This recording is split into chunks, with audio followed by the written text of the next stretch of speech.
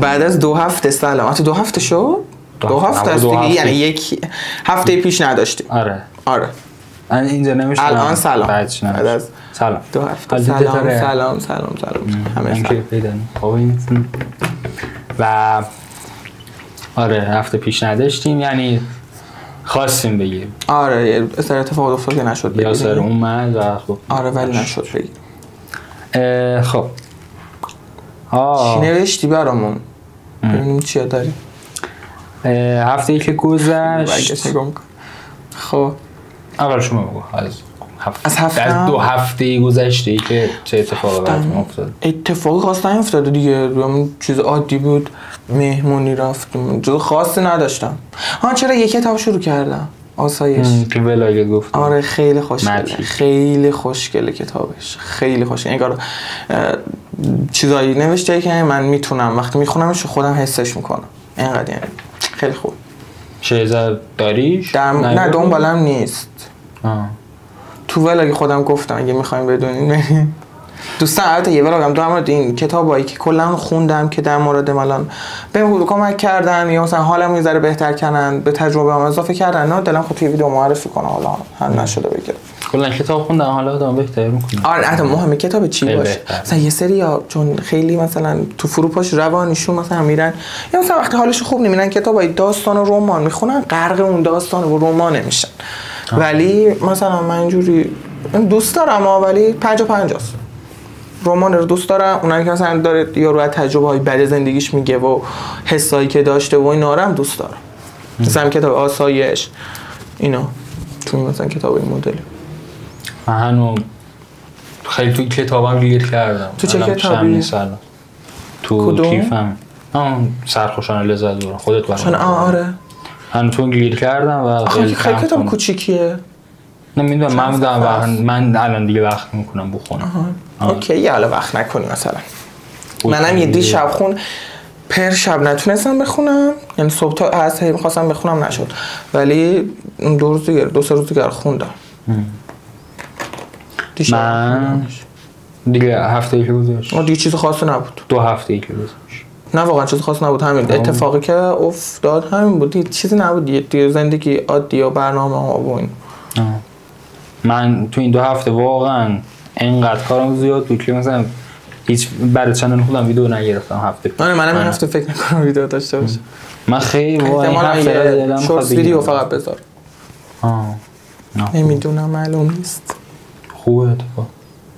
البته من بگم آخه پلن ویدیویی تو سرم بود ولی نشد، حالا تو رو نمیدونم، یعنی وقت نشد و نمیشد که تو. من الان وقت میکنم واقعا. من فردا دوره تا ظهر سر کارم. تو چنلت با من فرق داره.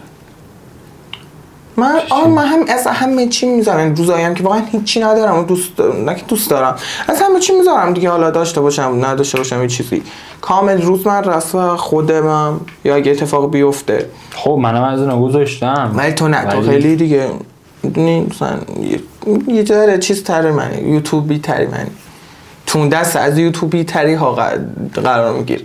من خیلی نمیشه که ولاگی تو عادی خیلی روزمره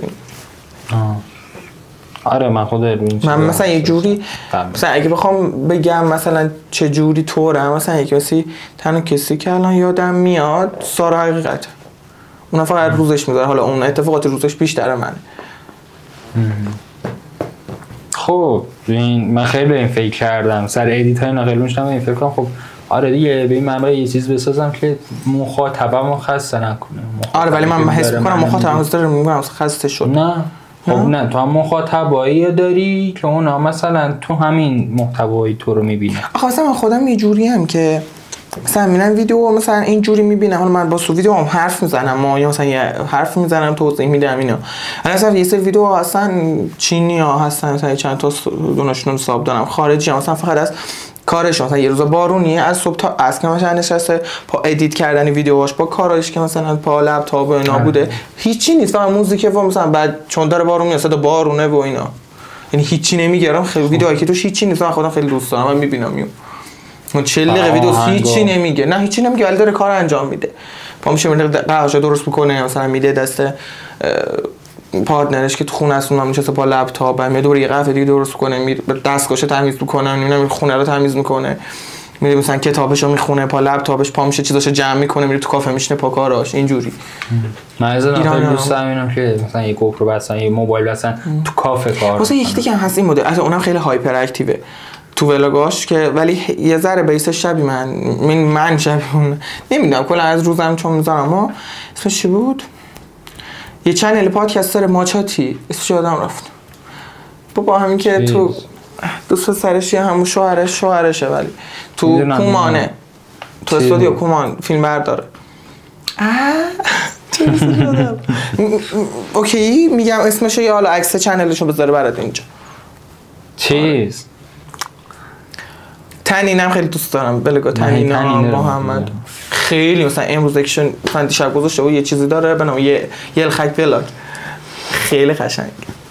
یه چیزی من تیکه اول ویدیوهاشو خیلی دوست دارم. بعد یه مدت استریم میذاش تو استریم ازش پرسیدم که من تیکه اول ویدیو رو خیلی دوست دارم و من میخوام یوتیوب شروع کنم این چیزا آره من میخوام یوتیوب شروع کنم مثلا اوکی برام خیلی تنین تو اونجا میگم آره برو خیلی باحال من خیلی دوست دارم ببینم. بعد لینک ویدیو مفصل نمیدونم دیده یا نه ولی به من گفت لینک ویدیو تو بده. خیره شد. ولی کلی آره من کلا خیلی دوست داشتم کانسپتش. تمام اول من میشه از چیز رو دوست دارم که گفتم نه که تو کافه کار میکنن از همه اول هیلیر اونو من تو تیک تاک خیلی زیاد دارم. نه فیلم یوتیوبه مثلا یه بار شب گذاشتم نشستم دیدم خیلی چیز باحالی. خودت تصور کنم مثلا سفارش کلی شیفتشو داره ویدیو میگیره خیلی چیز باحالی با آهنگ منم فالوشون دارم. یکی داره رد میشه های آره خیلی باحاله. خب دیگه چه خبر؟ دیگه میگم من واقعا تو این 2 هفته سرم شلوغه. جایی که کار میکنم ماه دیگه نمایشگاه دارم و کار نمایشگاهشون دارم انجام میدم کار گرافیکشون و اینم واقعا تو این 2 هفته منم همینطور بودم. آره ولی این هفته من بیشتر برای خودم بودم. دوست داشتم کار بکنم که ذره روحیمو بهتر میکنه. اینا از تو اون وادیا بودم ولی تو نه تو چیز تر بودی اکتیو تر بودی یعنی کارهای دیگه هم کرد. حالا کارا شیر کرد تو فکر کن 10 ساعت فقط اینطور نشستی پشت خب باشه خب کارته. خب کارته خیلی من کمرم سر این واقعا همون دیگه برای همین ادیتور همشون مرض دارن کمر درد گردن درد چشاشون واقعا آره خیلی بده واقعا. پوزم بدم اینه که من بلوکات ولی واقعا هیچ اثری نداره چشام در مورد ادیت استفاده میکنم اینه که اون مدل نیست اینه که قبلی ما میزنم این یکی بلوکات نه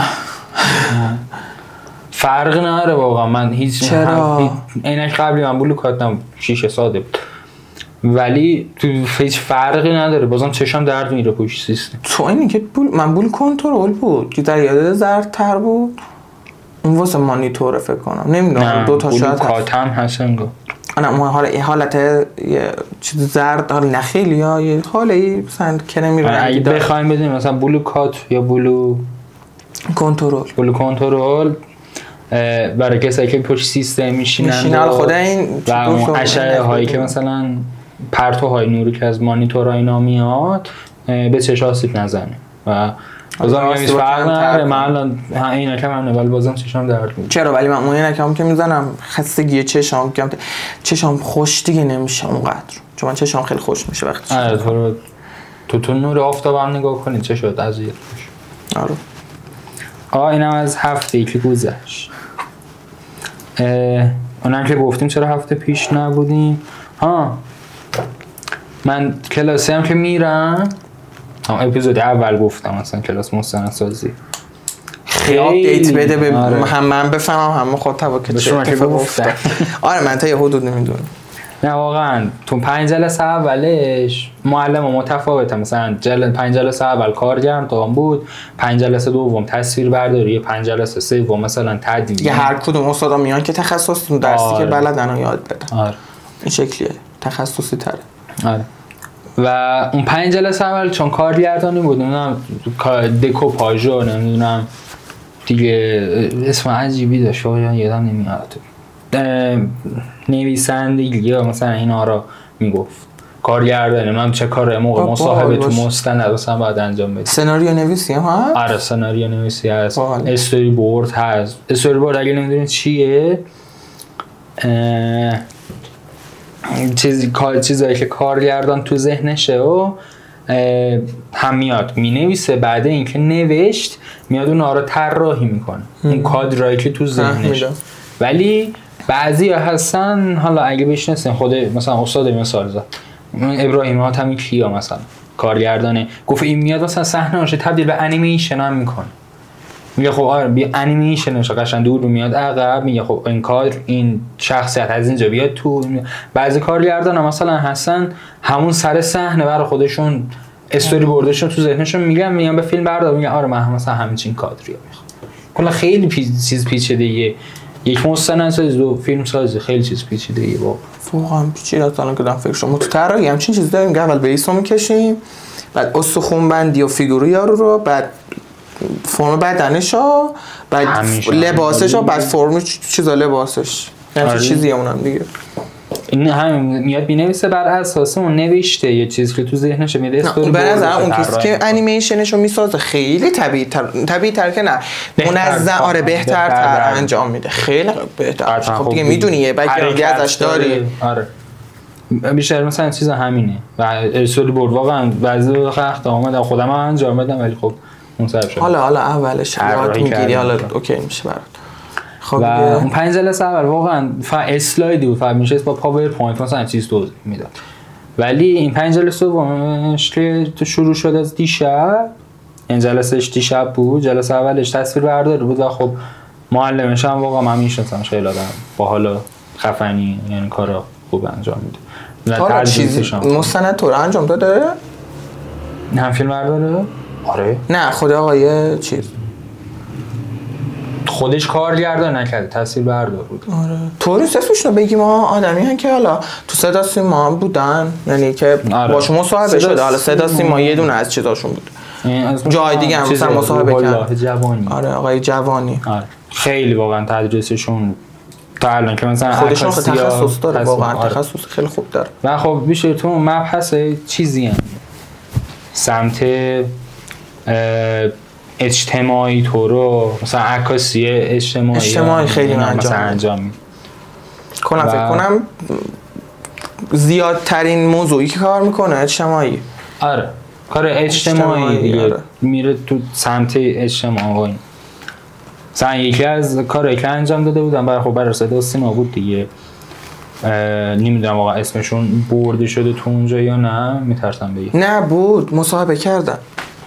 چی؟ نه مستندی که آره در مورد مصاحبه کردن، مستندش که پخش شد، بعد دوباره یه دور مصاحبه کردن، بعد تو پلتفرم‌های خودشون دوباره، بعد تو حوزه هنری اینا همه اوکی. نه اون مستندی چیز نه، اون یکی نه که رفتیم با هم دیدیم. نه اون یکی دیگه، اون هم اون یکی یه دونه بود اسمش چیزه، در مورد زمانی بود که حالا اسمش هم میترسم برای یوتیوب بده. بگو فوق سانسور میکنم صداش آره گیر میده یوتیوب. آره اینا مطمئنا گیر میده واقعا.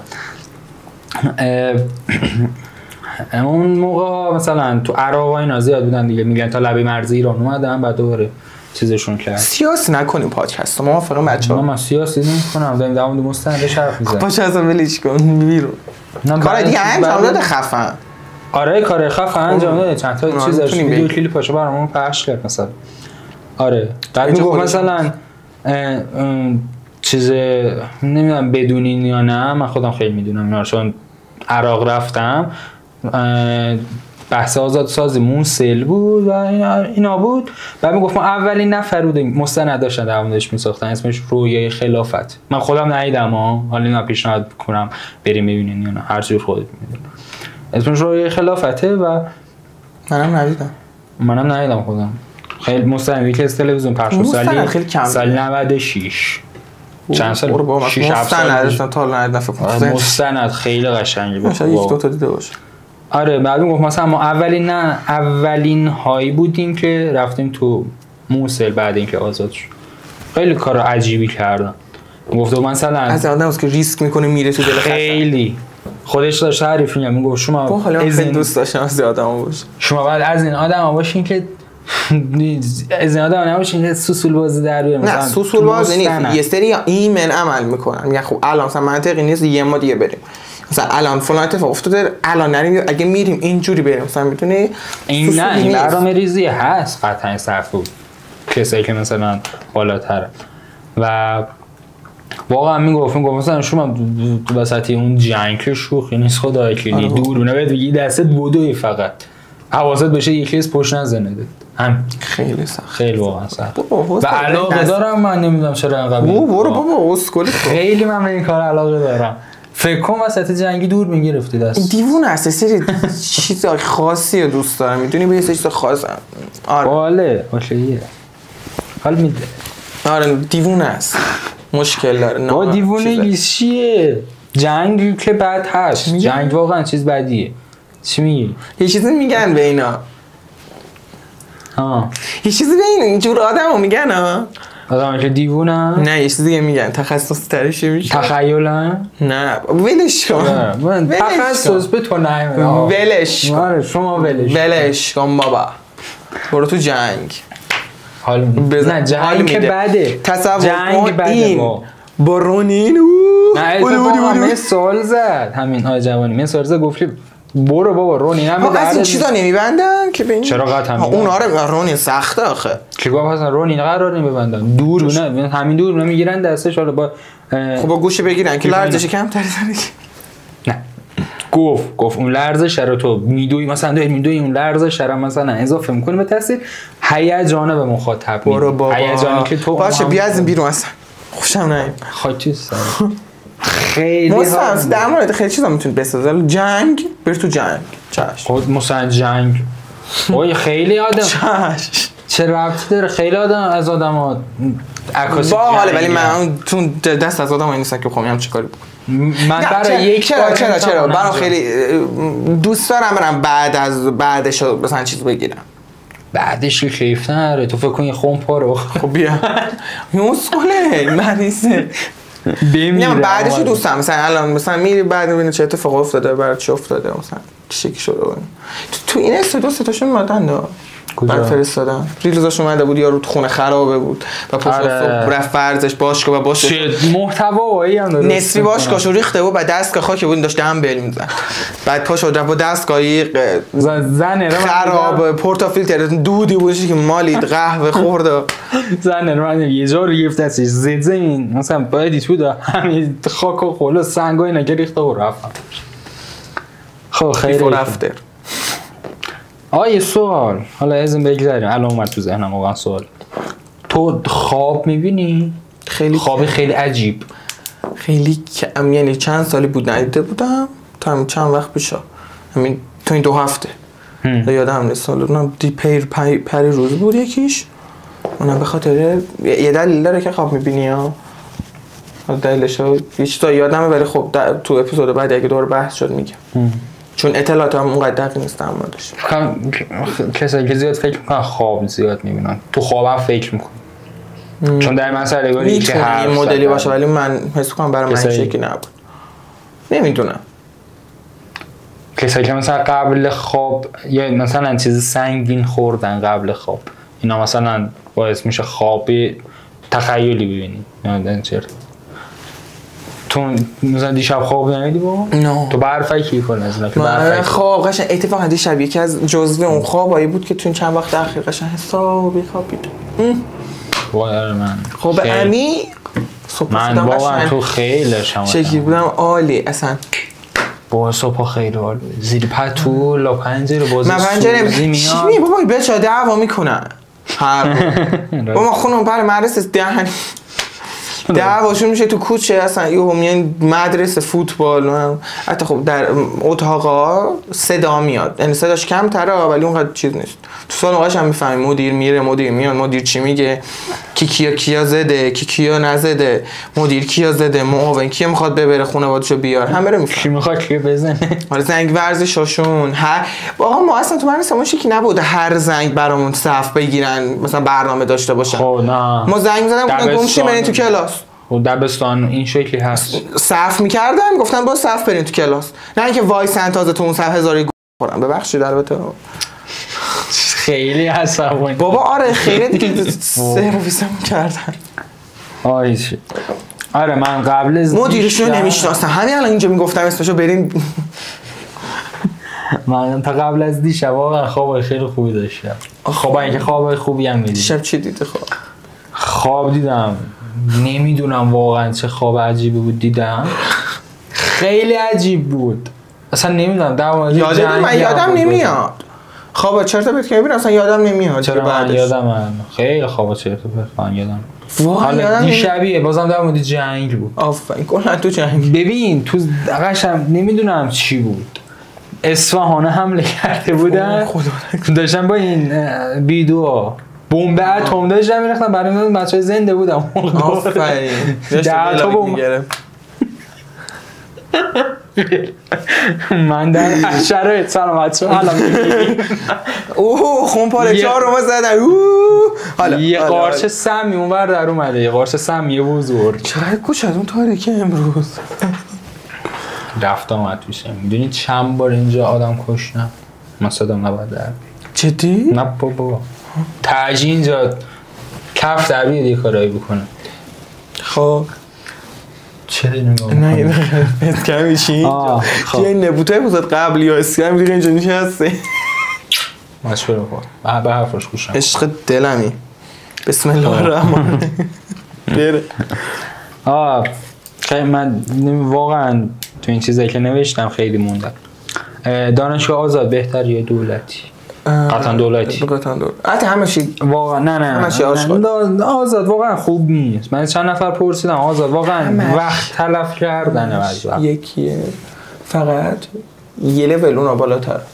نه چارچوب قانونمندیشون بیشتره تو درس ها. مثلا استاد بهتره یه ذره. بچه‌هایی که میان من تلاش کردن اومدن تو این رشته مثلا. آره ولی دانشگاه آزاد خدایی من خیلی بهش فکر کردم. تو ایران همش یکی؟ نه یکی نیم. تو دانشگاه آزاد باید پول بدی. چرا اون پول مثلا ندی؟ خب شبانه هم باید پول بدی. نه چه گفته شبانه حتما. خب یه حتما نه میگم اون مثلا سری دانشگاه مثلا تو قبول نشدی اوکی دانشگاه دادن مثلا امسال قبول نشد میخوای سال دیگه بدی، حالا چه دختر چه پسر میای بزنی که مثلا بری آزاد. بیشتر خانواده مثلا میان اینو میگن که آقا تو برو آزاد بخون سال دیگه بیا دوباره کنکور بده، اگه قبول شدی شد نشدی تو همین آزاد ادامه بده. من میگم نه، میام چیکار میکنم؟ میام آقا پولی که قرار بر دانشگاه آزاد بدم میرم یه حرفه‌ای که قراره تو اون رشتهش برم یاد میگیرم، میام مثلا مثل کلاس طراحی، میام کلاس نمیدونم چیه هنرهای تجسم، نه مثلا میرم یاد میگیرم اینا میذارم مثلا دوباره سالی میام کنکور میدم، به احتمال زیاد خب قبول میشم دانشگاه دولتی اگه وقت بذارم بعدش. اینطوری برای همه من میگم این روش مثلا بری بهتره. واقعا دانشگاه آزاد پول خرج کنی، مثلا تو فکر کن هر ترمی داری 20 تومن پول میدی برای هر واحد، برای همه واحدا مثلا میدونی 20 تومن خیلی پولی. آره موافقم. من این کلاس مستند من الان دارم با 3 تومن جمعش میکنم. خب خود اهل مثلا کمک هم میکنه مثلا در این مورد. و هم و بعدی چیه؟ خیلی داریم دفعه سریم اینجا. خیلی من خواستم از کنکور حرف بزنم ولی خب نمیگم حرف بزنم. نه ولیش که اپیزود دربارش میگیرم چون نزدیک تو دوران خوندن کنکور گفت. خب رسیدیم به بحث مورد علاقه شما، آهنگ‌هایی. آقا یه بخش اضافه میخوایم بکنیم. آهنگایی که حالا تو هفته اومده و گوش دادن من پیگیرتر امیرم کلا تو هر روزی، چون من هم سلیقم یه جوریه که با همه آهنگا رو دوست دارم. خب وایبشون من بهم بخوره، بعد پاپ هم دوست دارم، رپ هم دوست دارم. خب ولی خب پاپ آدمش بزرگ شده دیگه، همه ایرانی‌ها ده شد اینا با این بزرگ شدن. حالا امیر کلا فرق داره ولی من کلا خیلی پیگیرتر امیرم، برای همین گفتم که آهنگایی که تو هفته زیاد گوش کردیم، حالا میتونه قدیمی هم باشه میتونه از جدید باشه، ولی این هفته فکر کنم آهنگایی که من برای مثلا خیلی زیاد گوش دادم جدید اومده بودن که حالا نوشتم میخوای بدی خودم بگم به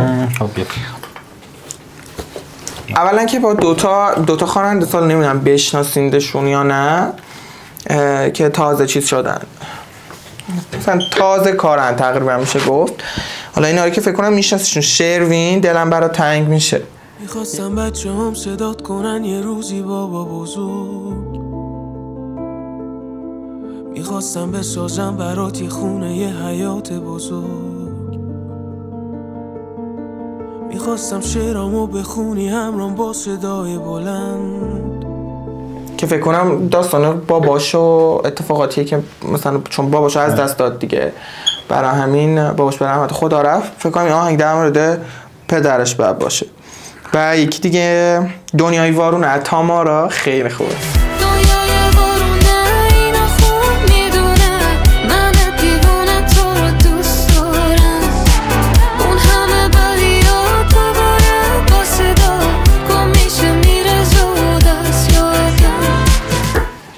و مالی یکی دیگه نبود؟ نمیدونم خیلی خوشگله. من قفلی زدم دیوونه واروین، یه بیچاره از ددانه. یه غریبه اومد و همه کسم شد، همه اسم و خاطرش زخم تنم شد، یه دیوونه بعد اون خواب دو چشماش، ای غریبه دوباره دست به قلم شد. اونم باحال بود به نظر من. ددانو من خیلی دوستشون دارم از اونجایی که با یعنی شروع شدن کریرشون یه جوری با چیز بود دیگه، با وانتونز بود، با بچهای وانتونز خیلی میره. من شاید از اونجا حالا دقیق نمیدونم ولی من از طریق بچهای وانتونز آرتا کوروش اینا میشناسمشون که خیلی با هم میرفتن و میومدن و حالا دیگه کنسرت می‌داشتن اینا. بعدم که دیگه اومدن ایران کنسرت گوشم، من اولین کنسرت اسمانشنا رفتم، خیلی عالی بود. و دیوونه از دکاموند اونام خیلی باحاله. خوبه دیوونگی با تو، جای من و تو روی ابراست، کسی نمیگیره جا تو، آماده ای برای پرواز. خوبه دیوونگی با تو، جای من و تو روی ابراست. اونم خیلی این هفته خیلی گوشش دادم. و دیگه مریضی از هوراشاد، مثل یه شعر میرم تو دفترت، شاید یه روز لبریز شم از لبت، ما یاقی رودت میشم شدم. چه اسم عجیبی هم. آره حالا این کسی که گفتم جدیده، خیلی دوستش دارم، خیلی خوشگله به نظر من. کلا همه آهنگشو گوش دادم، میشه تقریبا گفت به غیر از یه دونه از آلبوماش چه سگی سه آهنگشه از پوزکس. بیا قلبمو بردار تا بمونم لای دستات، یادمه همه حرفات یه نوری بود برای من، بیا دردمو کم کن. اینم خیلی خوشگله به نظر. پوزکس اسمش اسم فرده، اسم خودش، اسم چیزش خارجیه؟ نه ایرانیه، اسم خودشه. حالا نشنم خواهی یه سرچ بکنم. نه گوشی داره فیلم میگیره. نه آهنگوش نمیگیره. آره آهنگا رو میذاره ببین. آره این 4-5 تا خیلی این هفته من قفلی زده بودم روشون. بیشتر دیوونه دکاموند، دنیای وارونه، تامارا رو گوش دادم با همین هوراشاد. این سه تا دیگه واقعا قفلی بودن، خیلی گوششون دادم. تو چی؟ من تو گوش منو اینا. از جدید چیزی گوش ندادی؟ از جدید نه. بیشتر دارم. البته دو تا آهنگ دوی کندم بود، اونام خیلی گوش داشتم میداد. آهنگ معروفش حالا اسمش یادم نیست، بعد تو گوشیم ببینم. من بیشتر تو این چند وقت فقط صوت تا کلاس آدم گوش میدم چون هی ضبط میکنم و یه آهنگی به نام 550 پخشش نکنیم. آره اینا خیلی من شب خیلی گوش میدم.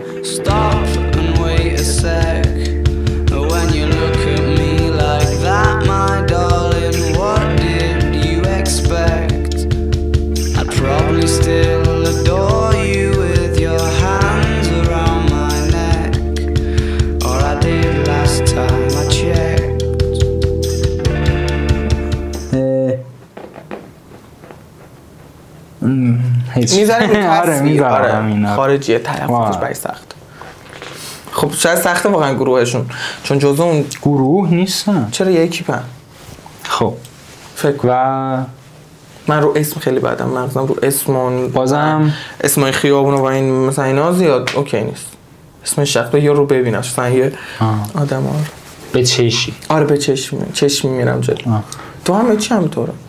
من بازم هم آهنگا چیزی گوش میدم، آهنگا قبل خودم همه علی عظیمی یا بمرانی ها دیگه، بیلی آیلیش.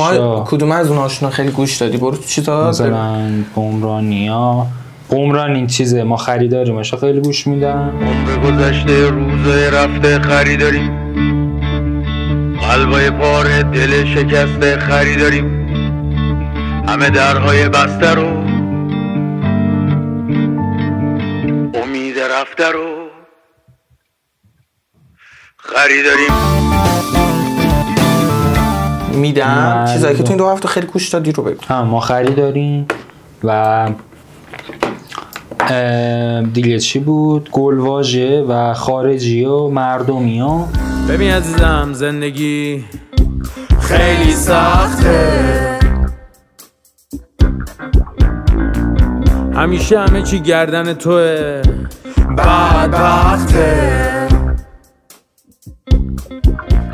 یه خونه ای هست که صابخونه‌اش آمریکاست، یه کارخونه ای که صاحبش کاناداست، یه کوچه ای هست که نصفشون لندنن، یه خیابون دراز که تهش معلوم نیست کجاست، یه شهری هست که همشون مسافرن، چمدوناشونو بستن و همیشه حاضرن. آدمو شادن آزادن، مثل پرنده ها تو باد میرقصن میخندن، آزاد آزاد. آدمو خوبن محبوبن، با صلابت و هدف دست به دست هم میرن، همه توی صف. بمرانی فقط این هفته قفلی بودی؟ آره دیگه بیشه مسیری خونه تا شرکت بود، این شکل بود مثلا. بعد بیلی آیلیشا خیلی گوش میدم. کدوم لانچشا چیرو و چیروه دیگه چیهیرو آلبومشو بگو. آره آلبوم بولوش. آلبوم بولوشو زیاد گوش میدم. آهنگش خیلی دوست. از من تصویرم رفت. خوشو یه چیزی بگو. خیره. خب دیگه بیشتر همین ها بوده دیگه. اینا خوب میدونه. صدا اومده. همین ها بوده واقعا. تو این چند تا یا بمرانی ها علی عظیمی همین ها بوده. و همین دیگه. شما مبحث نداریم؟ بنویسه ذره چیز. با چرا خیلی چند چیز می نویسی؟ نمی نویسی. بنویس. گفتی تو کارگردانی یه چیز هست که یه سری تو سرش نه سری اون سر من. تو موارد تو سرمه. خب بگو. الان چیزی ندارم تو سرم. گفتم که همون قسمت آهنگا دیگه از این اپیزود به بعد اپیزود چندی؟ ما اپیزود 4 میمد. من تموم میکنم اینجا. خداحافظ. و تا اپیزود 5 که میشه هفته دیگه. بای. کلا چنده خدا. و خیلی ممنون واقعا. خیلی ممنون که میبینید اپیزودا را. خیلی نظراتون هم واقعا بنویسید برامون. خیلی دوستتون داریم واقعا. نه حتما نظرتون بنویسید برامون. این هفته واقعا کم بود. واقعا خیلی درگیر داشتیم که مثلا ولی اگه ایده‌ای یا موضوعی هست که دوستان در موردش صحبت کنیم حتما تو کامنت بهمون بگید. آره حتما بهمون بگید. خوشحال میشیم کامنت بذارین، لایک کنین، ساب کنین. تا هفته دیگه خداحافظ. اپیزود 5 میشه. ماچ بلو خادم.